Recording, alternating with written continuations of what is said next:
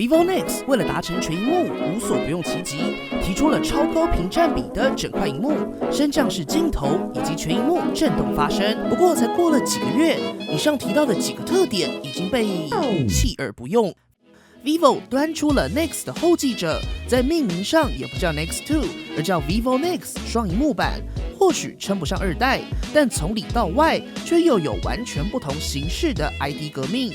究竟有了双萤幕的 vivo Nex 是华而不实的炫技手机，或是真正能够引起另一波手机革命？就让我们一起来看看吧。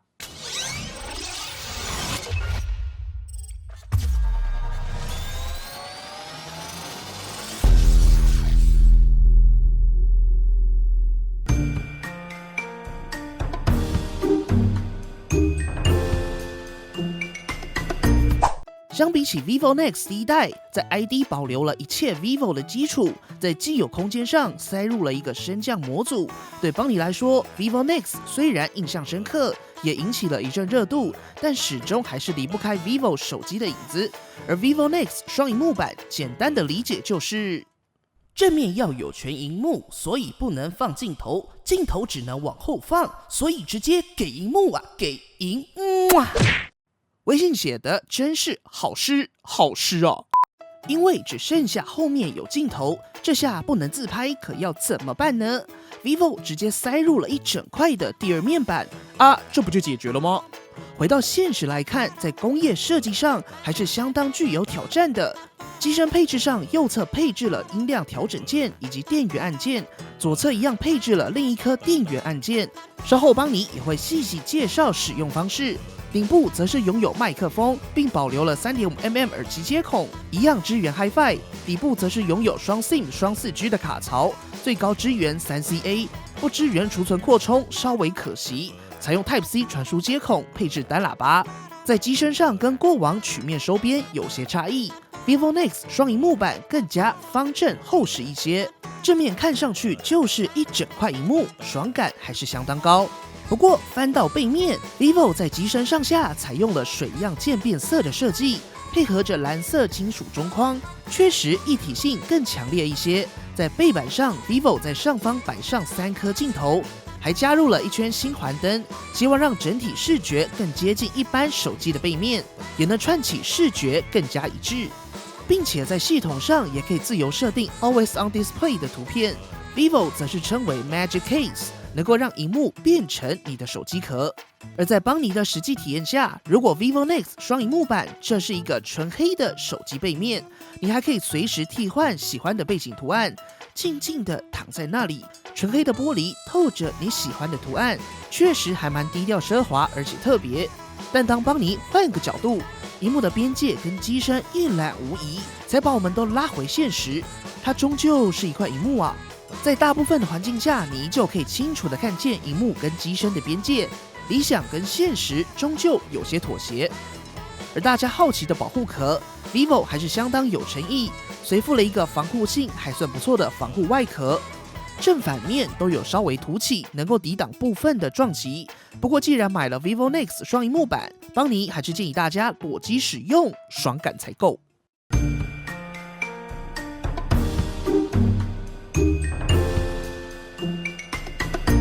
OK，vivo Nex 双萤幕版的重头戏来了，就是来试试双萤幕到底有什么用呢？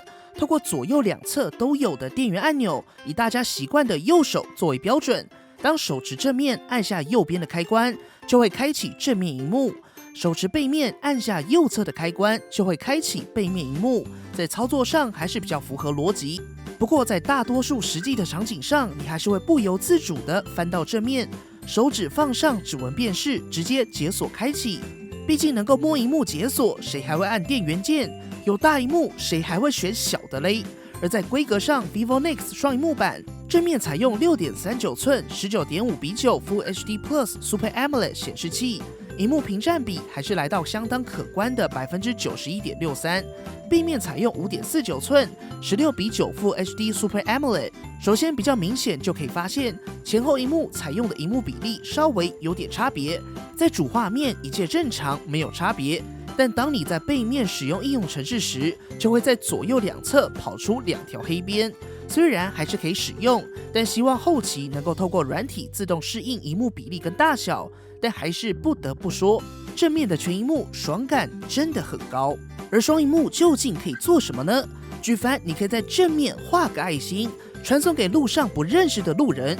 不是，我是说，你可以让对方看到你在正面写了些什么，透过空间的转换传送你的情绪。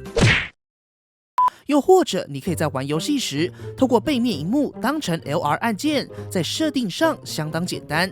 只要开启游戏模式，滑开左侧选单，选择启用背面萤幕按键。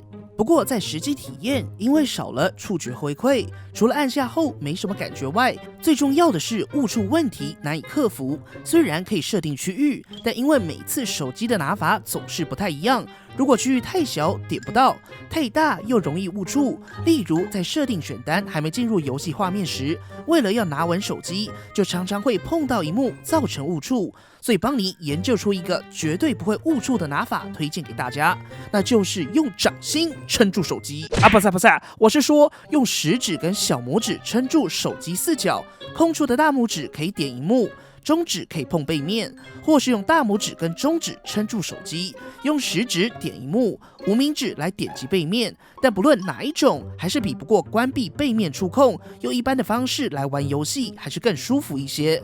不过或许是因为我们家微信手指不够灵活的关系，也欢迎大家在以下提供更多手机的拿法，或是怎么同时触碰正面跟背面的小窍门哦。毕竟只要能够合乎逻辑的碰触背面 ，LR 的功能键绝对是成立的。而邦尼团队一致认为最有用的，就是在拍照的时候能够开启双面萤幕，不论是帮忙拍的或是被拍的，都能够看到画面。非常适合时常帮其他人拍照的使用者，这也是目前用下来 Vivo Nex 的双萤幕最有感的功能了。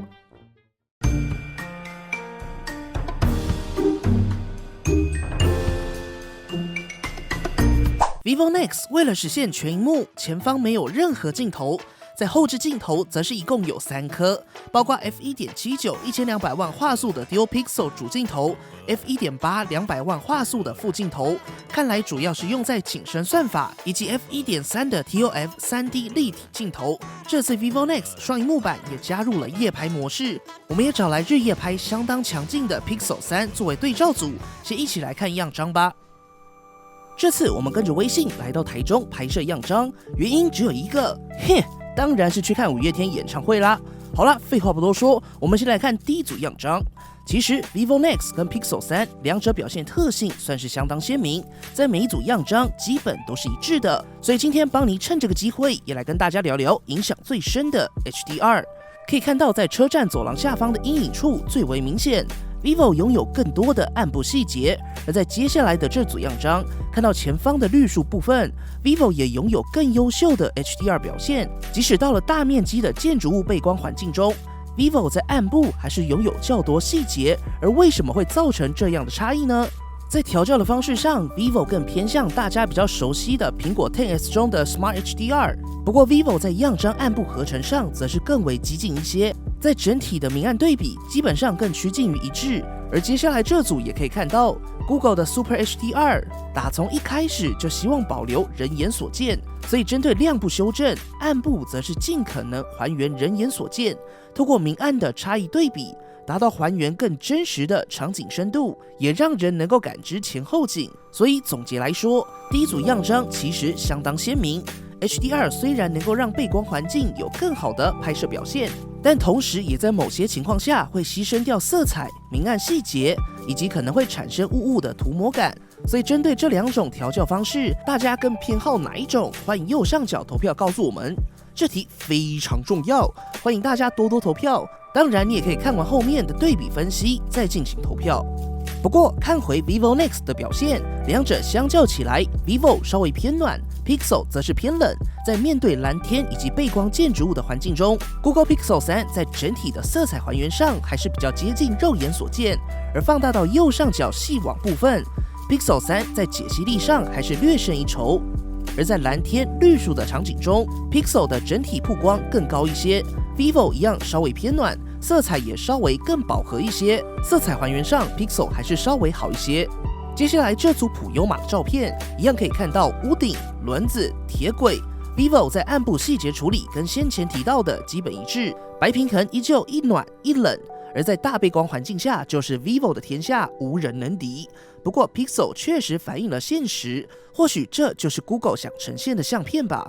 而在望远上，身为5迷的微信虽然只带回了一张散场的背景作为纪念，但不得不说，人生无限公司的舞台依旧强大。我们先来看1倍的相片，接着来看2倍。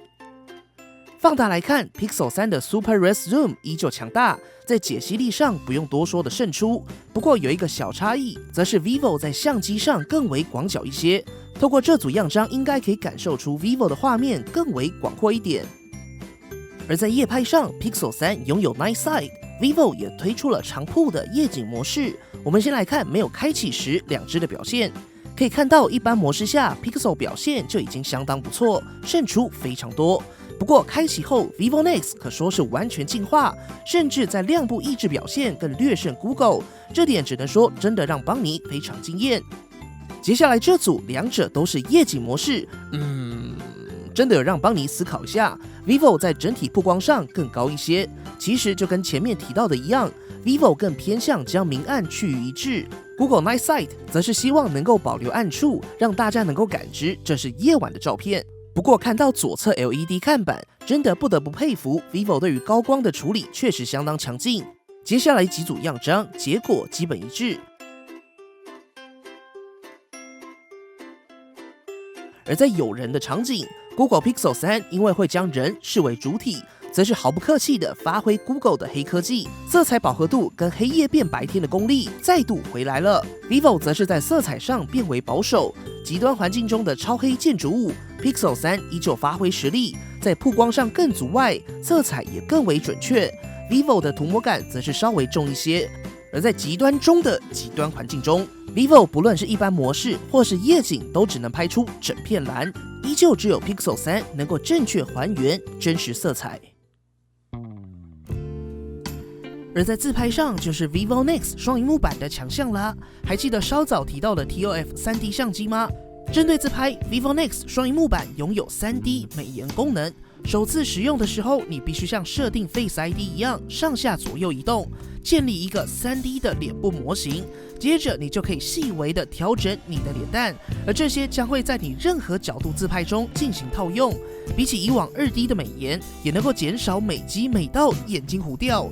整体会更立体自然一些，而上面的星环炫彩灯，则是可以在低光源环境当成补光灯，在拍摄人像时也会配合选择的效果，呈现不同的 RGB 颜色，在整体的操作界面上，也因此变成了环形的操作。我们也来看几组样张。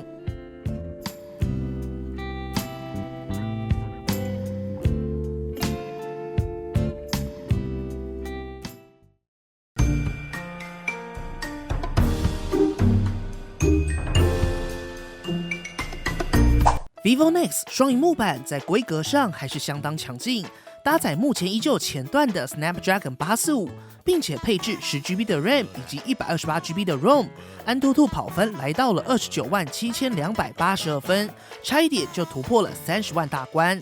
稍早推出的 vivo Nex 在当时也跑出了28万左右的分数，超越同期旗舰一些。29万其实也算对得起10GB RAM 的些微加持了。当然，更详细的测试数据一样可以在 isbani.com 浏览到完整的测试结果。实际性能不用多说 ，Snapdragon 845大家都很熟悉了。而在续航力上 ，vivo Nex 双萤幕版仅搭载3500毫安时的电池，稍微意外。不过在续航测试上，一样来到了11小时36分钟，算是相当不错的成绩。即使是大量使用的用户 ，vivo Nex 双萤幕版依旧支援22.5瓦快充，能够快速补充你的紧急电力。而在生物安全辨识技术上，从2018上半年的 X21 开始，到了 vivo Nex 双萤幕，已经来到了第5代萤幕下指纹辨识，已经算是相当成熟了。采用3P 镜头、Micro Lens 跟 DSP 再次优化解锁体验。邦尼只能说，目前体验起来跟实体指纹在辨识成功的情况下差异越来越小。虽然萤幕下指纹仍旧有辨识盲区，但谁说实体指纹就没有呢？目前看来 ，vivo 家的萤幕下指纹已经渐趋成熟，在速度跟动画都达到了新的境界。而在使用逻辑上，正面就把手指头按上去，背面就采用 TOF 3D 镜头进行解锁，两者的使用逻辑相对直觉，在使用上都还算顺手。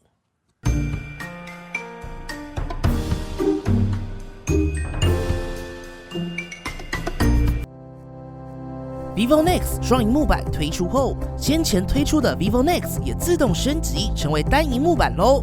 不是，我是说，在整体的 ID 上还是相当令人惊艳。几个月前率先让大家看到萤幕下指纹 ，Nex 的全萤幕设计让大家看懂萤幕下指纹所做的布局。Nex 双萤幕版则是提出另一种解决方案。vivo 近期似乎不断的挑战大家对手机的想象，也总是能够在第一眼让人觉得新奇、酷炫、为之一亮。不过话说回来，背面的这块第二萤幕虽然酷炫，但在软体面整合性还不够，硬体面则是一片萤幕的感觉略为强烈。虽然加入了新环，让设计更为平衡，但还是难以掩盖突兀的感觉。而在应用面上，帮你认为爱拍照的使用者，双面显示非常有用，但其他的附加功能在目前看来实用性并不高，还存在优化空间。vivo 的相机在近期确实不断的进化，也算是达到了一个新的里程碑。在整体的调教风格上也更为吸睛以及激进一些。而在效能部分，作为年尾的最后一款手机，搭载 Snapdragon 845加10GB 的 RAM， 也算是对得起旗舰的定位。不过，我想这代的 vivo Nex 双萤幕版之所以不叫 vivo Nex 2，或许是因为855还没出来，也占了不小的原因吧。没有 NFC、Micro SD 扩充卡槽，以及电池小幅变小，稍微可惜。不过依旧不影响 vivo Nex 双萤幕版是一只很酷的手机。好啦，本期节目结束了，不要忘记右上角对 vivo Nex 双萤幕版进行投票，或底下留言告诉帮你团队，你还想知道 vivo Nex 双萤幕版哪项功能，或想看的产品测试哦。对了，快点到 Facebook 私讯帮你的粉丝专页，找帮你 AI 小助理玩吧。如果喜欢本期的节目，不要忘记订阅帮你，并且追踪我们的 Facebook、Instagram， 以及加入 Line@ 跟我们讨论。如果还有其他问题，别忘了底下留言。那我们就下期影片再见喽。3、2、